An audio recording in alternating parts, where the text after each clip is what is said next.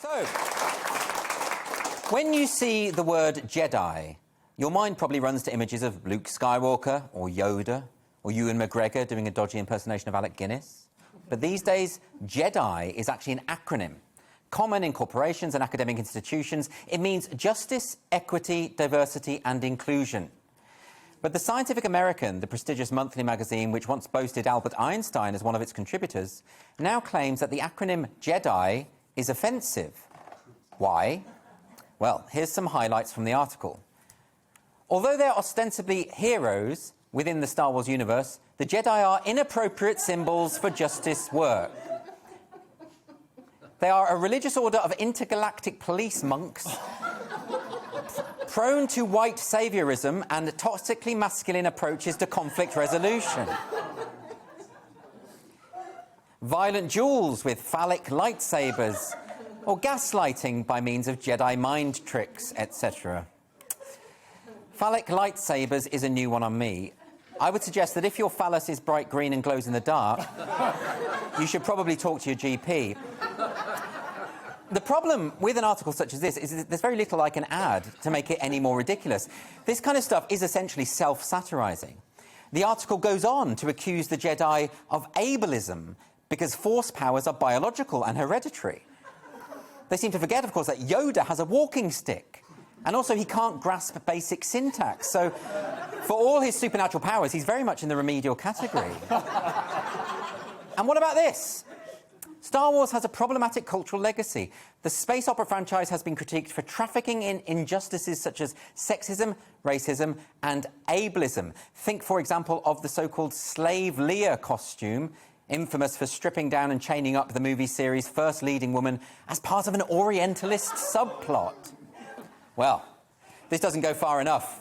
Surely, though, we should be far more concerned about the way in which, throughout the movie, Jabba the Hut is consistently the victim of fat-shaming. I mean, it's not his fault he's got a slow metabolism. You know, it's not like there's a wide range of dietary options on Tatooine. There's no Whole Foods, there's no Holland and Barrett. Give him a break. The article also flags up that the bodies and voices centred in Star Wars are mostly white men. Darth Vader, of course, was voiced by a black actor, James Earl Jones, but he doesn't count because underneath his helmet, Darth Vader is actually white.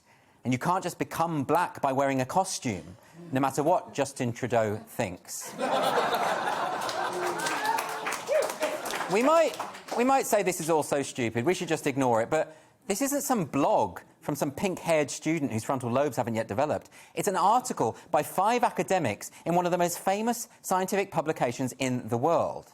So the problematisation of the Jedi might make us roll our eyes, but it signifies something very sinister. It shows the extent to which our major institutions have been captured by an infantile, irrational and frankly bizarre ideological movement that represents a genuine threat to the pursuit of truth and reason. My one hope is that someone has managed to hoax the Scientific American. But even then, there are countless other examples just like this. We are entering the period that later historians might call the counter-enlightenment. Let's hope it's short-lived. My panel today, Leo Kearse and Hayden Prowse, will be with me until 9 p.m. Any thoughts on Star Wars? Are you fans of that? Or do you think that's a bit much? Oh, yeah, I mean, I was fine with it until they went for Princess Leia's slave outfit. I mean, like, we've got to draw the line somewhere. Well, that was like the big fantasy for heterosexual men of our age, wasn't it? Absolutely, absolutely, yeah. And, yeah, I mean, I think it's ridiculous for 5 academics in the Scientific American to be picking apart, you know, Jedi, which means justice, equality, diversity and inclusion, when they haven't even cured cancer yet. No. Like, come on, science. It's interesting, though, like... Cure cancer, and then you can deal with this stuff. It's not actually... Well, one person applauds. Oh, OK, it spreads. The thing is, though, it wasn't actually equality, justice, equity. Equity. And that's kind of a neat sleight of hand there, because equity sounds like equality, so everyone thinks I'm really on board with that. Equity means something very different, doesn't it? Equity means not equality of opportunity, it means artificially arranging things so everyone has equality of outcome. Right. So we all end up with exactly the same. That's not the same. That's a very ideologically driven thing. Do you have any thoughts on this, Hayden? I'd just like to correct you on one thing first of all. Darth Vader wasn't voiced. Darth Vader was voiced by David Prowse. No, David Prowse played him. David Prowse played him. Oh, what did you say? I said he was voiced by James Earl Jones. You said that. I stand corrected. Are you related to David Prowse? He's not my father, no. Very good. That's so long and laborious one. You had to say Just do it in a terrible You had to say that. That's the only reason. This reads like satire. I couldn't believe know. it was real. It's incredible. And also, the Jedi were incredibly effective at stopping the Galactic Empire. Whereas if you took today's social justice warriors, they'd be like gluing themselves to the Death Star and writing a petition signed by 1 million Ewoks and Greta Thunberg to Darth Vader to say, please don't blow up our planet, which wouldn't have been that effective. So wouldn't have worked. Yeah. No, I think you're absolutely right. It does read like something that someone has made up. But it's the sort of things we used to joke about, and now it's all coming true. And like I say, I wouldn't care if it was activists online. I care because it's a Scientific American. I also think that in today's sort of climate of sort of woke capitalism, the Death Star would have almost certainly sent out a tweet celebrating gay pride. Almost certainly. And had a rainbow flag above it.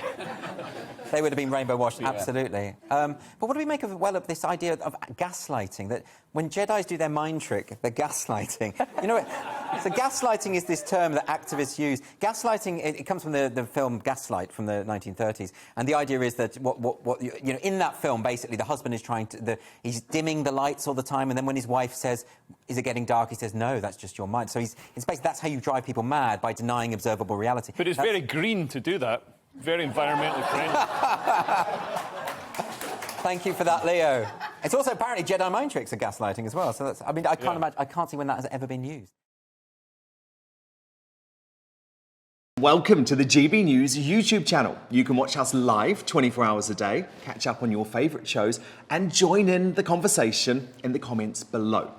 Don't forget to subscribe and you'll never miss any of our exclusive content.